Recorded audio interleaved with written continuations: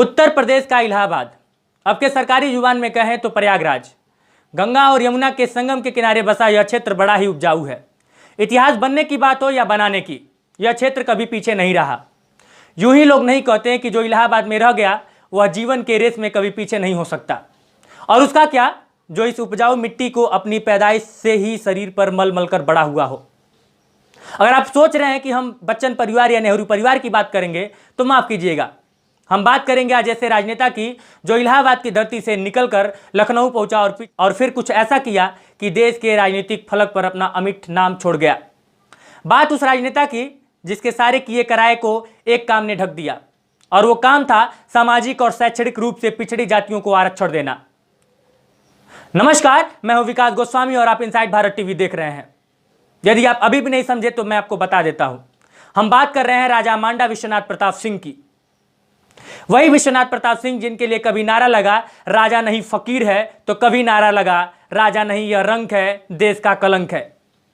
वैसे तो बीपी सिंह को आरक्षण से जुड़ी अच्छी बुरी बातों के लिए याद किया जाता है, लेकिन इससे इतर उनके राजनीतिक जीवन के कई और पहलू हैं। अगर मैं कहूं कि 2019 में राहुल गांधी का चुनाव कैंपेन कुछ बीपी सिंह से प्रभावित था तो यह बात गलत नहीं होगी। साल 1989 का था। सिख विरोधी दंगे के बाद इंदिरा की मौत वाली सहानुभूति लहर पर सवार होकर राजीव गांधी के नेतृत्व वाली कांग्रेस ने ऐतिहासिक बहुमत से सरकार बना लिया। लेकिन बहुमत वाली राजीव सरकार ने 5 साल में कुछ ऐसे फैसले ले लिए और कुछ ऐसे अपने दामन पर दाग लगा लिए जिससे उन्हें 89 के चुनाव को मुश्किल कर दिया। एक तरफ साहबानो केस से गरमाई राजनीति तो दूसरी तरफ बोफोर्स समेत अन्य रक्षा सौदों में दलाली को लेकर उठा मामला, और इन सब के बीच कांग्रेस के चहेते राजीव कैबिनेट के मंत्री जी और इलाहाबादी विश्वनाथ प्रताप सिंह के बागी तेवर, इतने फैक्टर राजीव गांधी को चुनाव हराने के लिए काफी थे। अब बात बगावत की आई है तो एक और किस्सा सुनते चलिए।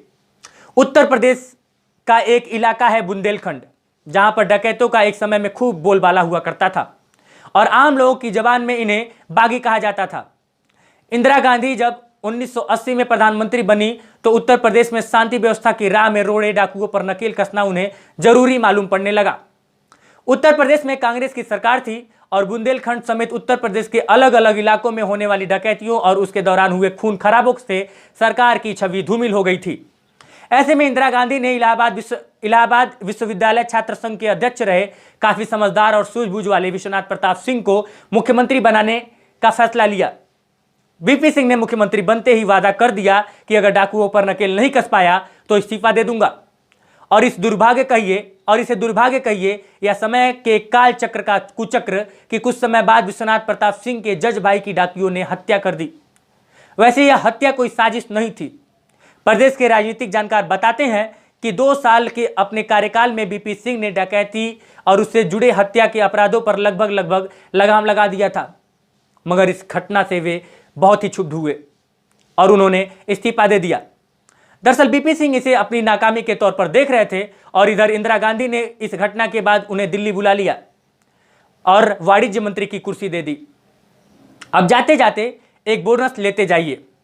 बोनस ये कि अपने राजनीतिक जीवन से इतर बीपी सिंह का एक पक्ष बेहद संवेदनशील और रचनात्मक व्यक्तित्व वाला भी है। वे खाली वक्त में कविता और चित्रकारी करते थे। उन्हीं की कुछ पंक्तियों के साथ आपसे विदा लेता हूं।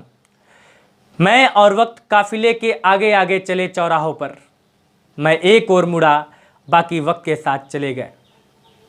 बाकी बीपी सिंह के ये ख्यालात के बारे में आप क्या सोचते हैं? बीपी सिंह के राजनीतिक करियर के बारे में आपकी क्या राय है? हमें कमेंट बॉक्स में जरूर बताएं। बाकी यह स्टोरी आपके लिए यशस्वी यशवंत ने लिखा है। मैं विकास गोस्वामी और आप इनसाइड भारत टीवी देख रहे हैं। धन्यवाद।